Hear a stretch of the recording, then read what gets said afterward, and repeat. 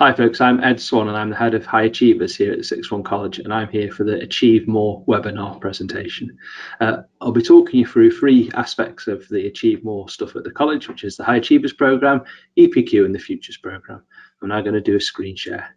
Okay, hopefully that's working and you can see the High Achievers at Stoke Sixth Form College. And this is the first of the Achieve More parts that I'll talk through. And this is a generic programme for high achievers at the college. There you can see one of our alumni, Lauren Davis, who's now doing medicine at Keele University as one of the high achievers from the college, and she got A star AB in her 3 A levels at the college. So the team of the high achiever coordinators, there are actually 4 members of staff involved in this. There's myself, there's Andy Barker, who's a curriculum manager for Earth Sciences, and he also leads on EPQ, and he's provided some of the slides later on. There is Sean and Jodie as well, and they are a history teacher and a law teacher, and they also help with the High Achievers programme. Another of our alumni there now at Cambridge University studying economics from the High Achievers programme and from Clayton Hall Academy. So what is it? Well, the High Achievers programme is basically a bespoke and individual programme designed with multiple admission points to make sure that students are supported. It does kind of 5 things. It firstly encourages them to look upwards or to aim higher. It then provides them with practical assistance, and that practical assistance is with regards to interview feedback, test preparation, motivation, and to make sure they're supported, to make sure they're on course with those top grades that they would need. So that's the AA star grades that we'd hope to get. Who? So if you're listening to this and you're wondering about your GCSEs, well, the answer is that they are important. It is important for your GCSEs, and they're important for a number of reasons. Some universities now use them for admissions points. They will help guide with regards to what courses you would want to progress onto, and employers do look for them as well with regards to that. So the High Achievers programme has an initial enrolment of 6.7 GCSE average. So that's if you achieve mainly 7s, 8s or 9s. However, and it's a big however, at the college we've noticed that a number of students start with us and then go on to achieve more than what their GCSEs would have indicated. So we actually admit people to the High Achievers programmes in October and in December and in June of their first year at the college. Numbers are roughly 25 admitted in October, 10-ish in November, December time, and about 5 by the end of the year. And that's if they show that they are going to achieve those AA star grades. We obviously want them to have that support. Who's it for? It's really for everybody if they want to aspire to one of those destinations that has an extra selection process or a consideration that should be involved. So that could be an interview, it could be a portfolio of work, it could be an admissions test, it could be, you know, a panel interview, it could be a multi-mini stage interview, it could be an extra form that you have to fill in after you've done the UCAS form 2. So any of those ones where there's an extra selection process, the High Achievers programme is designed to support that.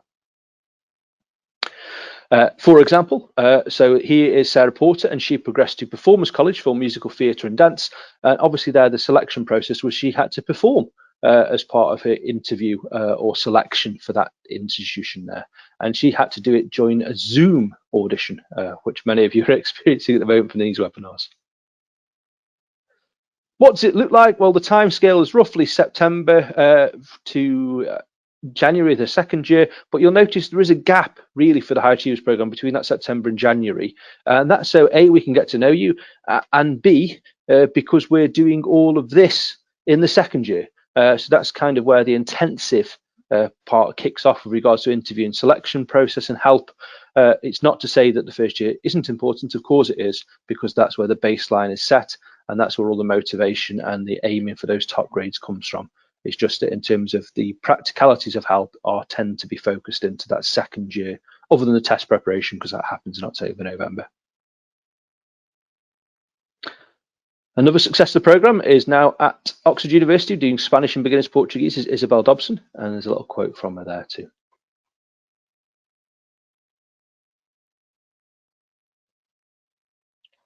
So, parts of the High Achievers programme. Well, the High Achievers programme is a self-help programme, so there are different parts that people can opt into, one of which is the EPQ, which is headed up by Andy Barker. So the EPQ is one part, and that would be an extra qualification. You do it on a topic of your choice, and you can either do a 5,000-word dissertation or an artifact-based one. One of the best ones I ever saw was somebody who designed their own dress, was a really fantastic artifact there, designed, and the thought process involved in that were really important. Some ideas there too. Another part could be the HE Plus programme. This is a collaborative project between Sydney Sussex College, University of Cambridge, and schools and colleges in Stoke-on-Trent, and it's designed to help students to aim higher with regards to motivation. It is for all Russell Group universities. Unfortunately, Cambridge do choose who gets part of that, so it isn't, while we're the hub institution, we don't pick who gets to go on it. Students have to, form part of the selection process by Cambridge to get onto that part. Another success of the programme is Josh, who's now at Oxford doing physics. A little quote from Josh there about the High Achievers programme, from the open days and the other stuff that he got encouraged to apply for. So, the stats from the High Achievers programme. We know you're probably choosing between us and elsewhere, and here are our key statistics. Wherever you select, and I do genuinely mean this, if you're attending this presentation, you will probably be fine wherever you select. So you need to think about where you will work harder, because that is what will make the difference. And that's kind of a difference between our High Achievers programme and all the stuff we'll offer, and possibly other ones out there. We will not force you to do any aspects of this. It is a self-help programme, but equally, that means we can offer more. So yes, you can do the EPQ and a 4th A level and the Duke of Edinburgh and attend the interview preparation and attend the test preparation, if that's everything that you need. However, if you're really, really confident and know you're really good at interviews, but you're not very good at the test and the admission test preparation, then just attend the admission test preparation, because that's what's relevant to you. And that's what really makes a difference between us and elsewhere. This is a self-help programme, and it will indeed be you that gets yourself into these top destinations. Having said that, we are popular. We grew from 49 a few years back when I started the college to now over 200. I think it's 219 students in the lower 6 with GCSE average of 6.7 or above. Over the last 2 years, we've had 10 students progress to Oxford and Cambridge, and when I'm recording this, we've got the Oxford news, and that's 2 more from this year progressed onto Oxford. We're still waiting for the Cambridge news. We're individual and specific, and this one's also from last year, because the admissions round hasn't finished this year. So last year, 10 students progressed into medicine, dentistry and veterinary destinations from the college, and that's in 1 year alone, making us probably one of the best in the areas by probably a considerable margin if you want to go into medicine, dentistry or veterinary. And there's more in the STEM session if you want to find out that, because one of my roles is director of STEM. We're expanding, as you saw from the first few slides. We've now appointed 3 other coordinators. So that's Sean, Jodie and Andy, who help me with the vast number of students we've now got to make sure that we are giving that support that's necessary to all of them. That's my email. If you have any email inquiries, that's fine. That's Hannah, who's obviously progressed on to medicine as well for Sheffield. I'm just going to stop sharing my screen so you can come back to me. And I'll talk about the Futures Programme. So the Futures Programme is coordinated within each pathway. So in the STEM pathway, my coordinator is Simran, and that's a programme for everybody within the pathway who desires to achieve more. And it's designed to give them an experience of a few different things. So the first is to make sure they have an experience of an employer, so they know roughly what job they're going to get some years down the line, sometimes immediately after leaving college, sometimes 4 or 5 years, sometimes even 8 or 9 if they're going to the postgraduate qualification. So they will have had an experience through the Futures Programme of an employer. The other is an alumni, so they've got somebody who's possibly a little younger than some of the employers who might be speaking to them, who will relate to them and say that this is where their journey is so far. That could be somebody like Hannah, who you've seen on the previous slide, or it could be somebody who's a few years down the line and maybe is a junior doctor, like Josh has spoken to the Medical Society in the past.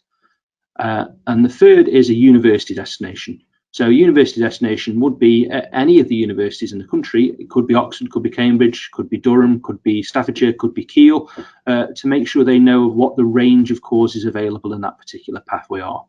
That's as a minimum.